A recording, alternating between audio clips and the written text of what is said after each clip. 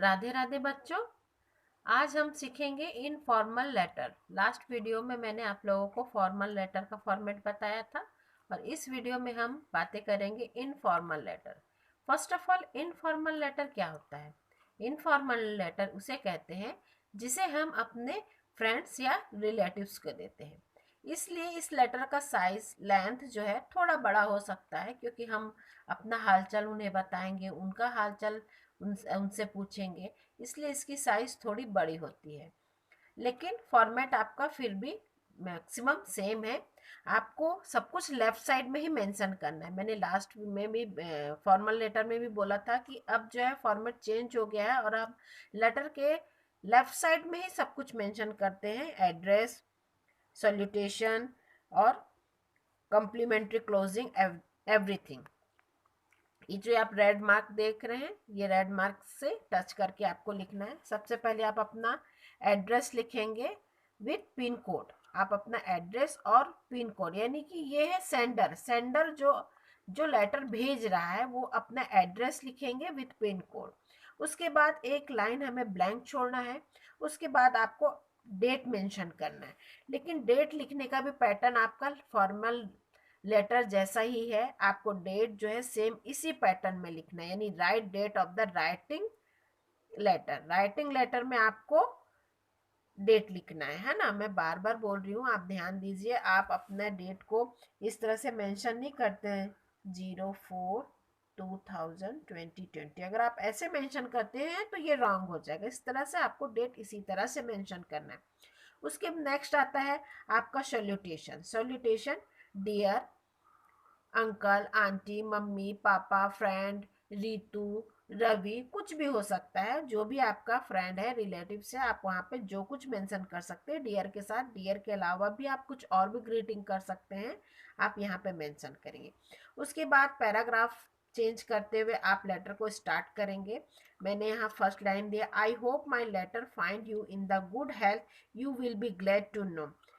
जब मेरा पत्र आपको मिलेगा तब आप स्वस्थ होंगे, खुश होंगे।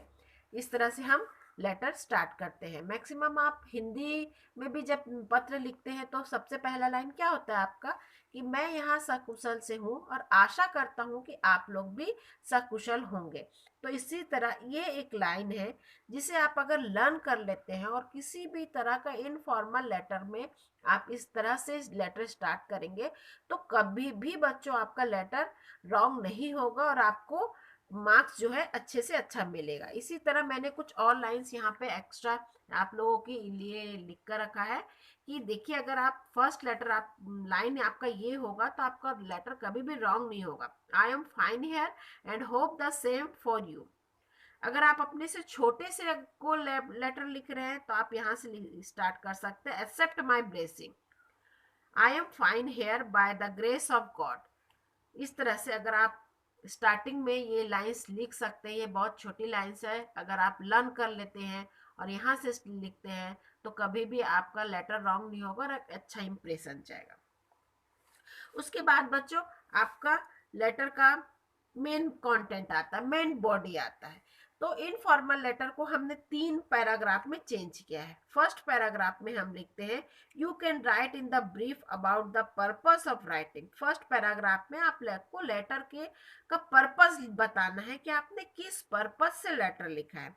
दूसरा पैराग्राफ में आपने, सेकंड पैराग्राफ में आपको you can write in the detail about purpose. अब आपको लेटर के में उस पर्पस को थोड़ा डिटेल में लिखकर बताना है कि किस वजह से आपने पत्र लिखा है।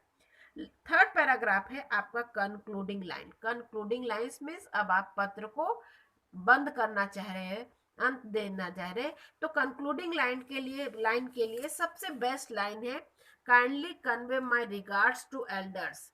यानी हम जैसे हिंदी में पत्र लेखन में लास्ट में क्या लिखते हैं, अंत में आप सभी बड़ों को सादर प्रणाम, है ना। तो उसी तरह अगर आप ये लाइन लिखते हैं, kindly convey my regards to elders. Elders के जगह पे आप मम्मी, पापा, अंकल, आंटी, योर पेरेंट्स कुछ भी मेंशन कर सकते हैं।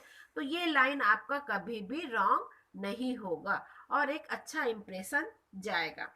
उसके बाद है आपका लास्ट है कॉम्प्लीमेंट्री क्लोजिंग। आपने कोई भी कॉम्प्लीमेंट देना है, विथ लव, योर अफेक्शनेटली, या योर फेथफुली, योर लविंग, कुछ भी आप मेंशन कर सकते हैं। और लास्ट में आपको अपना नाम लिखना है। बच्चों यहाँ पे आप अपना नाम लिखेंगे, और सरनेम या टाइटल लिखने की कोई ज़रूरत नहीं है, क्योंकि आप जिसे अपने फ्रेंड को, रिलेटिव्स को जो पत्र लिख रहे हैं तो वो आपके बारे में सब कुछ जानता है, इसलिए आपको यहाँ पे अपना सरनेम लिखने की ज़रूरत नहीं है।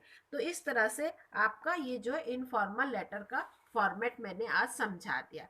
अगर आप इसे फॉलो करेंगे तो कभी भी आपको लेटर का जो है फुल मार्क्स मिलेगा। बाय चांस अगर आपका बॉडी या कंटेंट लिखने में कोई सिली मिस्टेक भी होता है तो बहुत माइनर मार्क्स ही आपके डिडक्ट होंगे। अदरवाइज फॉर्मेट को मैक्सिमम आपका लेटर में फॉर्मेट को बहुत इंपॉर्टेंट दिया जाता है। अगर आप format step by step follow करके रख रहे हैं और उसे स्टेप बाय स्टेप उसी तरह से लिख रहे हैं तो आपको स्टेप बाय स्टेप मार्क्स भी मिलते हैं। इसलिए बच्चों बी केयरफुल और थोड़ा फॉर्मेट को ध्यान से देखो, लर्न कर लो, और आप लोग के एग्जाम के लिए ये बहुत ही अच्छा मार्क्स गेन हो सकता है।